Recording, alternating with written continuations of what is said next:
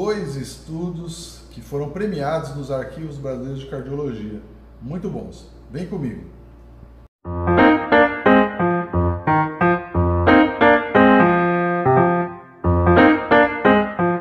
Meu nome é Edmar Santos, eu sou médico cardiologista e é um grande prazer estar falando com você novamente aqui em São Paulo, véspera de feriado. Amanhã é o dia da nossa cidade, essa cidade que todos nós amamos e muito.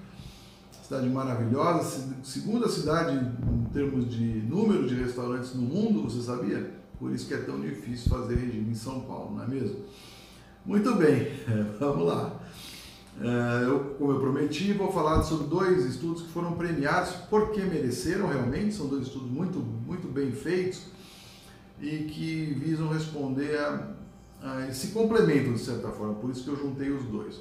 Um deles foi feito por um médico cujo nome é Gabriel Cordeiro Camargo, da Casa de Saúde de São José do Rio de Janeiro, né?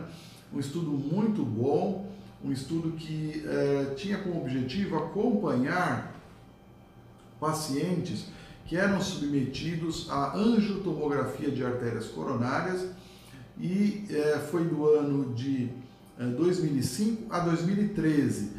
Então queriam avaliar esses colegas que acompanharam aí o Dr. Gabriel, fatores associados, os pacientes eram submetidos nesse período a pelo menos 2 angiotomos de coronárias. Então, para saber quais os fatores estariam relacionados ao aumento do número de placas.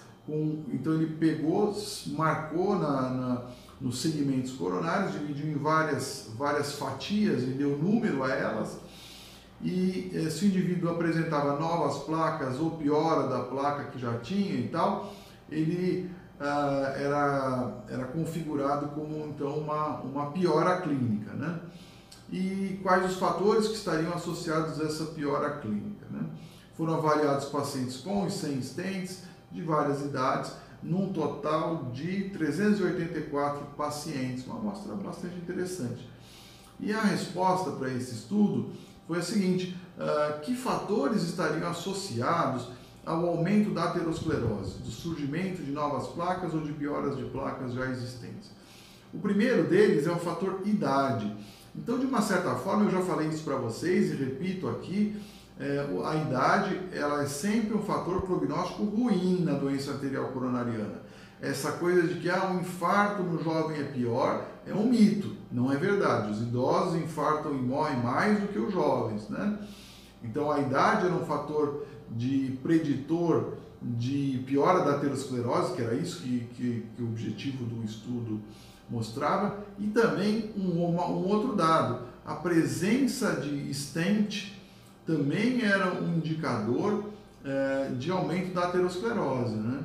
Então, poxa, mas por que o aumento do stent? Provavelmente por ação inflamatória do próprio stent. Isso era um dos achados desse estudo.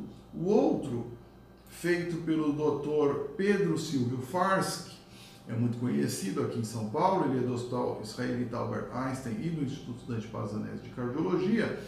Ele estudou pacientes que tinham stents, né, stents convencionais, versus grupo controle, que não tinham stents, e eram pacientes submetidos à cirurgia de revascularização do miocárdio, ponte, safena e mamário.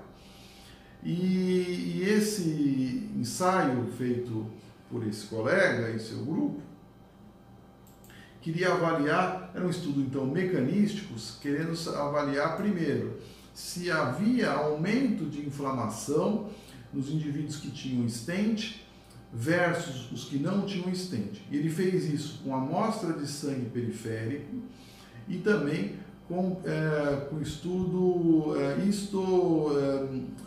histopatológico, né? com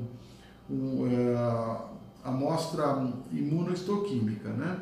Então fez uma avaliação muito rigorosa, tanto sangue periférico, que é menos preciso, quanto pequenas amostras de coronários, o que é muito difícil fazer, claro, por razões óbvias. Você vai fazer um corte de um segmento, ainda que seja de 1 por 1 milímetro, não é? Mas foi o que foi feito nesse estudo, com segurança, foi um estudo tranquilo.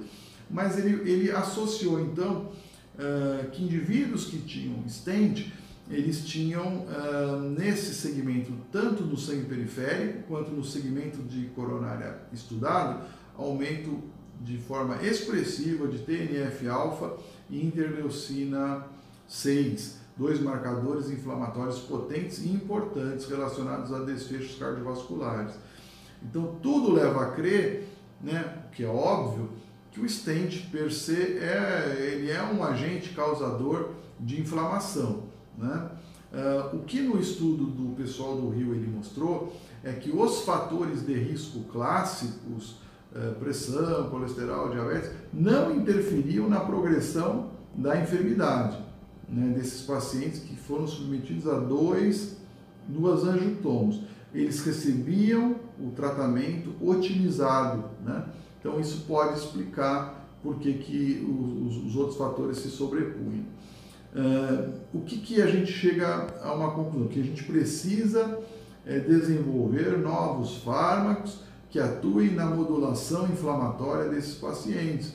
E aí todo o estudo do professor Paul Ridker lá, o canakinumab e outros agentes anti-inflamatórios, no sentido de reduzir a inflamação também para reduzir a evolução da doença arterial coronariana.